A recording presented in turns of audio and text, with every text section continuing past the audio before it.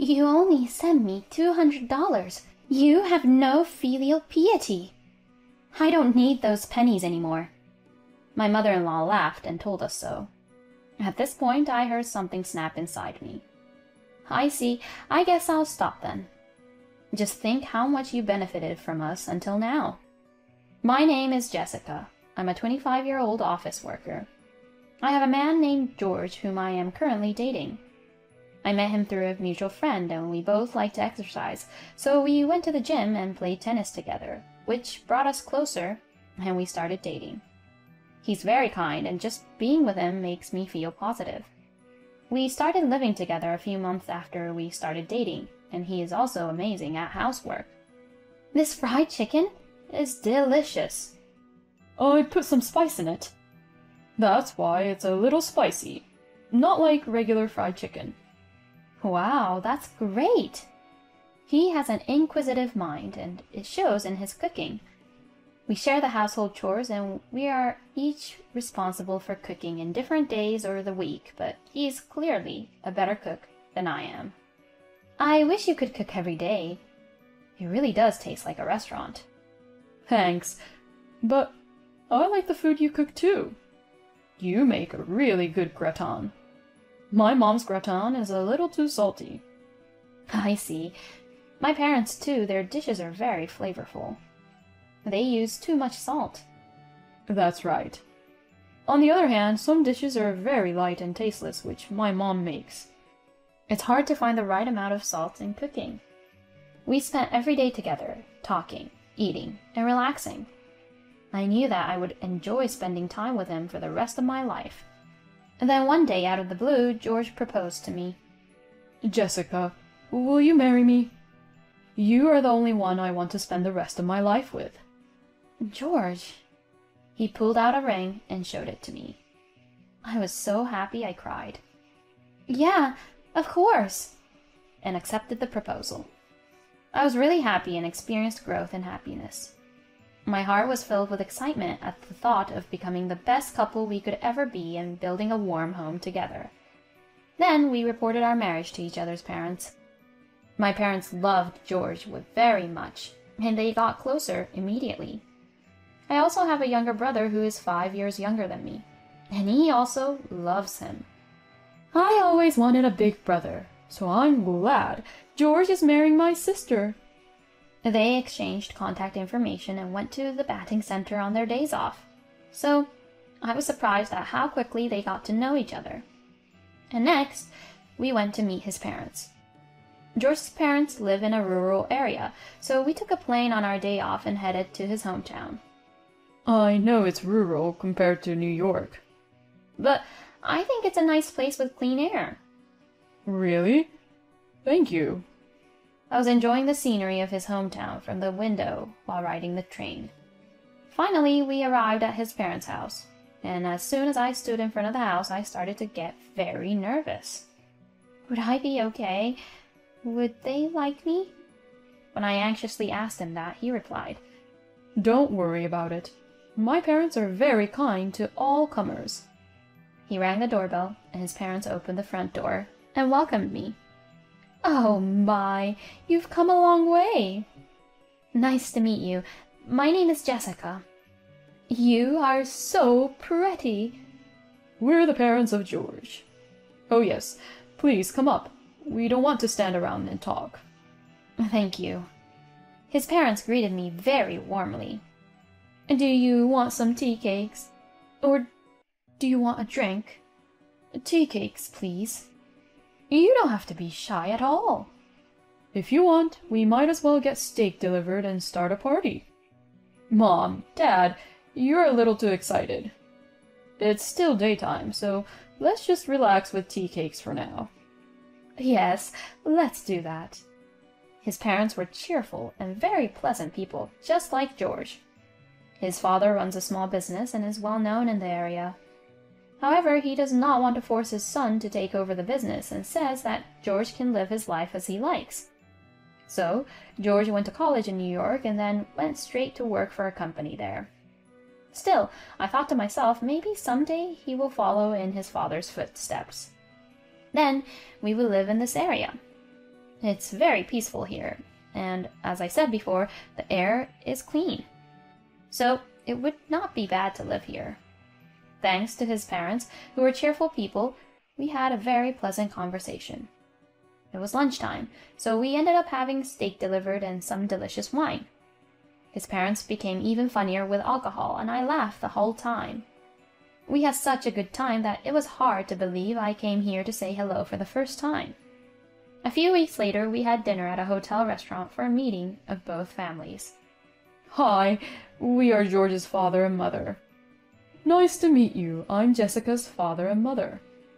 Both of our parents got to know each other quickly, and the meeting proceeded in a relaxed atmosphere from start to finish.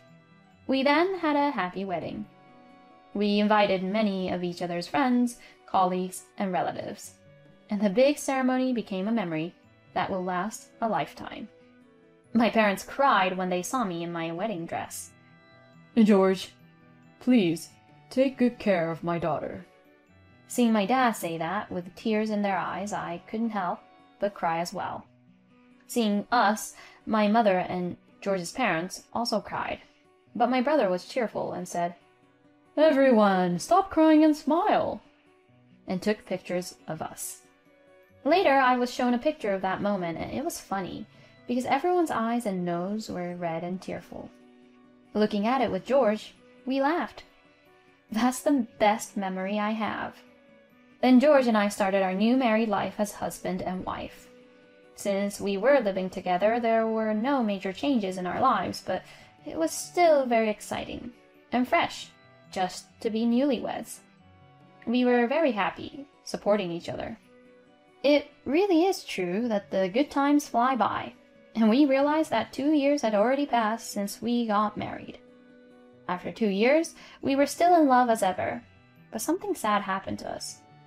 It was the death of my father-in-law. The cause was acute heart failure. My husband's mind went blank when he heard the news of his father's death. We had just recently visited his in-laws for New Year's Day, and at that time they were in good health and happily drinking together. So when he heard that he had suddenly passed away, it was hard to believe it. But when we quickly made our way to the hospital, there he was, covered with a white cloth, my father-in-law. Oh no. Dad, why? My husband could not stop crying. My mother-in-law seemed to have cried a lot and was sitting on a hospital bench in a state of abandonment. My father-in-law's death was too sudden, and we were shocked. But funeral arrangements had to be made. In addition, my father-in-law would have to deal with a lot of things about his company. My mother-in-law was devastated, so George and I worked together to prepare and arrange for my father-in-law's funeral. Many people attended my father-in-law's funeral, which showed how well liked he was. However, when the funeral was over, a lawyer came to the scene, and my husband and I were told a surprising fact.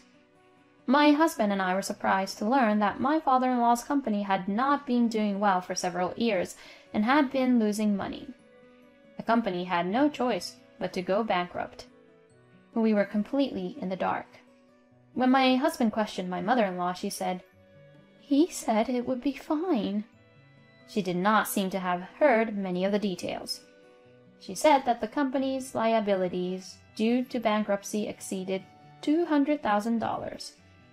My husband and I almost collapsed when we heard about such a huge amount of debt. No matter how much my husband and I work together, we do not have enough reserves to prepare such a large sum of money. And my mother-in-law was a housewife, so of course she could not pay. After thinking about what to do, my husband talked with my mother-in-law and decided to sell my parents-in-law's house first. The family-in-law's house was in a good state because it was bought when my father-in-law was the president of his company. And when we put it on the market, we were lucky enough to sell it for $200,000, the same amount as our debt. For the time being, we were relieved that our debt had been paid. However, we had to think about where my mother-in-law would live. My husband suggested that she come and live with us. My mother-in-law is afraid of New York and does not want to leave her hometown where she has lived for many years. If that is what my mother-in-law wants, we have no choice. So my husband decided to do as she requested and look for an apartment in the same area as my parents-in-law's house. We found an apartment that was just right for a single person to live in, so we decided to have her live there. Thank you so much, Jessica and George. I don't know what I would have done without you two. Mom, don't worry. Yes, we are a family, and you can always count on us if you need help. Thus, my husband and I were relieved when we found a room for my mother-in-law to live in. We contacted my mother-in-law regularly after we returned to New York. Are you doing well? I'm fine. I'm sorry I made you send money to me. No, don't worry about it. I'm sorry that the amount is so small. No, don't say that. It is really helpful. Thank you so much. I'm glad you're pleased. If I get a decent amount of time off, George and I will come to see you. Okay, I'll look forward to it. My mother-in-law was very appreciative of us on the phone. My husband and I have been sending her $200 a month to help her make ends meet. My mother-in-law still has a few more years before she gets her pension. During that time, her life will be a little difficult, but it is still better than not sending money. That is why we sent money to her, although it was not much. After a few years passed, my mother-in-law started to receive a pension. This made her life somewhat easier. But my husband and I continued to send money to my mother-in-law. And I realized that 25 years had passed since I started sending money to my mother-in-law. I was 25 years old when my husband and I got married, but it has been 27 years since we got married, so I am now 52 years old. My mother-in-law, who gave birth to my husband when she was 20, is now 72 years old, and I felt that a long time had passed.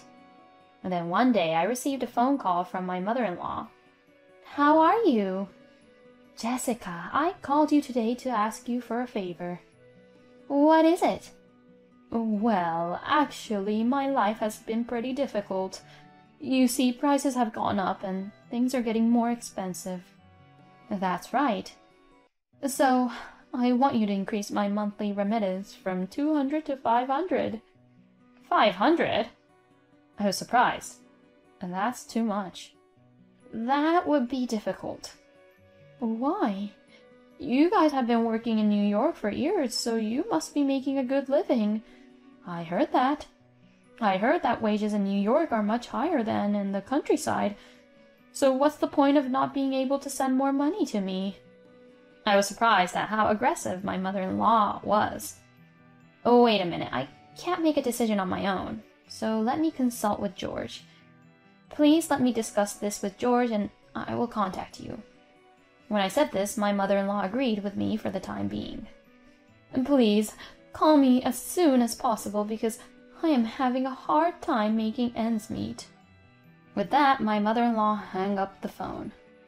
I was perplexed and reported this to my husband when he came home from work that day. What? My mom said that? Yeah. She seemed a little different from the way she used to be. I see, but 500 is not possible. We have a child, and he is in junior high school now, and we are going to have to pay for school expenses. Yeah, we're still sending money to her, even though it's pretty tight right now. I'll call my mom and let her know. Okay. My husband called my mother-in-law and explained that it would be difficult to raise the amount of money we send her, but she became angry as if she had lost her mind. Why can't you increase my allowance? You are my son. Normally, you would do as you say out of filial piety. Calm down a little, will you? You are the one who is not making calm decisions, are you? We're on the edge too. You are getting a pension, and it must be not that tight for you. Even when my husband says so, my mother-in-law got angry and wouldn't listen to him, saying that life was tough. My husband was also upset by the change in my mother-in-law. But we did not raise the money we were sending her. Then my mother-in-law started calling me every day. The content was all about asking me to send more money. My mother-in-law called me a lot on my and my husband's phones, even during the daytime without thinking about our convenience. Even if I ignored the calls, I couldn't focus on my work because of the devil's phone calls. And whenever I answered the phone, she would always urge me to increase her remittances. When I refused to increase her remittances, she would call me and say that I was a bastard, and that I should just lay down and die. She also seemed to be making a lot of calls over our phone at home, and she even asked my son, who answered the phone, for the money. Both my husband and I were mentally exhausted by my mother-in-law's persistence. We had to do something about this as soon as possible. My husband and I decided to see my mother-in-law in person.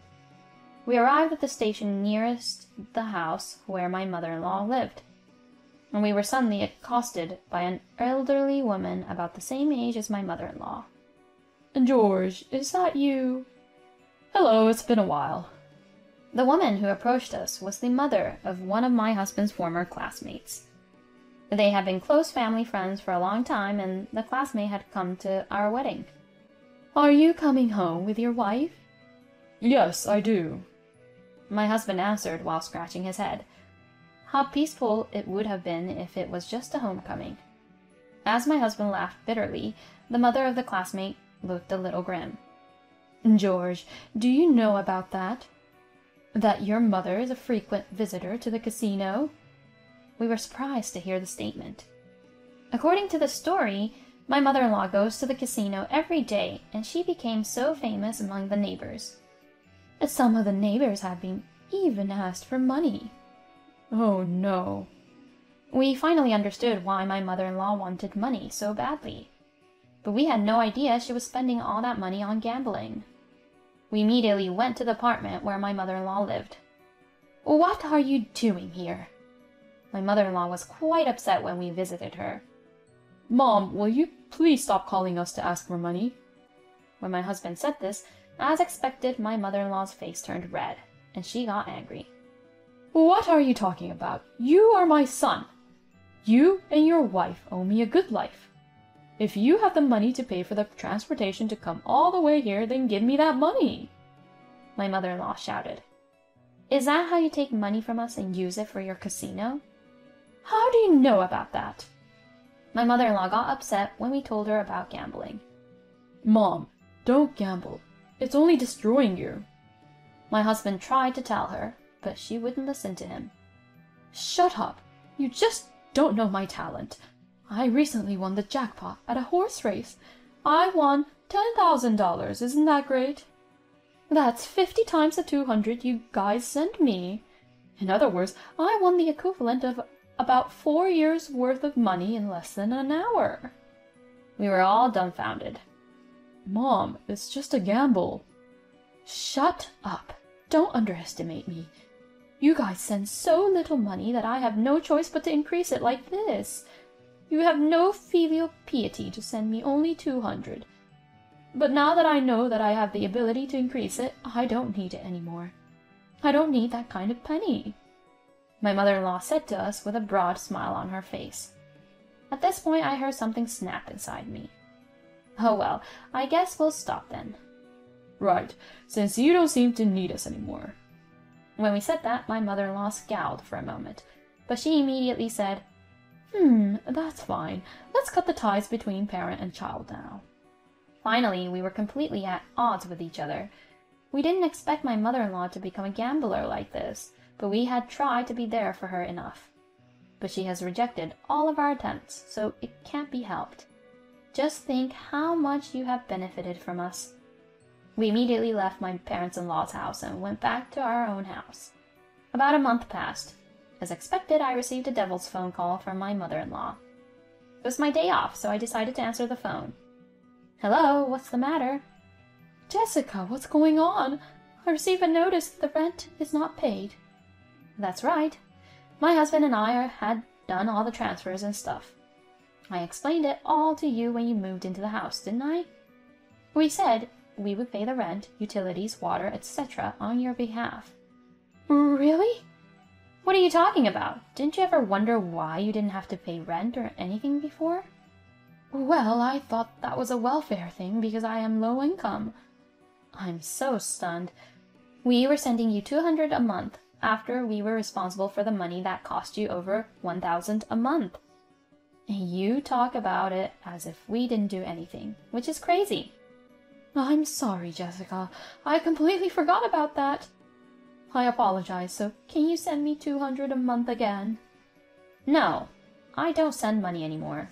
Besides, now that you have the $10,000, you can live on it for a while, right? Well, that's the thing. I thought I could increase it a little more, so I put half of the $5,000 into horse racing, and it was gone in an instant. Really? But my husband has told me that I don't have to send money or support you anymore. There's no point in going any further. I have nothing to say to you, so I'm going to hang up now. Oh no, wait, Jessica. I hung up the phone without caring. Then I blocked her number. When I told my husband as he came home from work, he was stunned. I blocked the calls too, so you don't have to worry about it anymore, he said. Then, according to my relatives, my mother-in-law couldn't stop gambling, got into debt, and was evicted from her house because she couldn't pay the rent and other bills. She then turned to all her relatives, but they all rejected her, saying that no one wanted to keep such a gambler in the house. I don't know what my mother-in-law is doing now, but she may be being hounded by debt collectors. But it's none of our business anymore. It's all my mother-in-law's own fault. On the other hand, now that my husband and I no longer have to support my mother-in-law's lifestyle, we have more money to spare and can start saving for our son's future school expenses. We will continue to live in harmony and support each other as a family. Jessica and her husband have provided a great deal of support up until now, but she is a terrible mother-in-law to blame them and forget the benefits of that support. And she deserves it for getting addicted to gambling and getting into debt. I hope Jessica and her husband and son live happily together from now on.